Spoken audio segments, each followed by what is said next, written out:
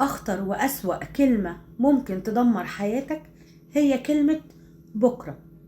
أي قرار، أي حاجة عايز تعملها نفذها النهاردة، ما تقولش بكرة. يعني عايز تقدم في الجيم ما تقولش هقدم بكرة، انزل وقدم استمارتك من دلوقتي.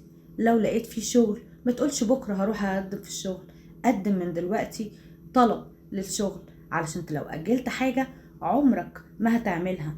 عايزة تعملي أي حاجة في حياتك، عايزة تاخدي أي قرار في حياتك، نفذيه من النهاردة. لأن كلمة من بكرة أو بكرة ما هي إلا عبارة عن مخدر بيديه العقل ليك علشان خاطر يطمنك، أو إن أنت تعيش مطمن بالفشل. لأن اللي مش هيعمل حاجة النهاردة مش هيعملها بكرة. خدوا بالكم من الكلمة دي، ولا تؤجل عمل اليوم إلى الغد. ابدأ من دلوقتي، غير من نفسك واعمل كل حاجة من دلوقتي. أي حاجة عايز تعملها وتغيرها في حياتك غيرها من دلوقتي، ما تستناش لبكرة.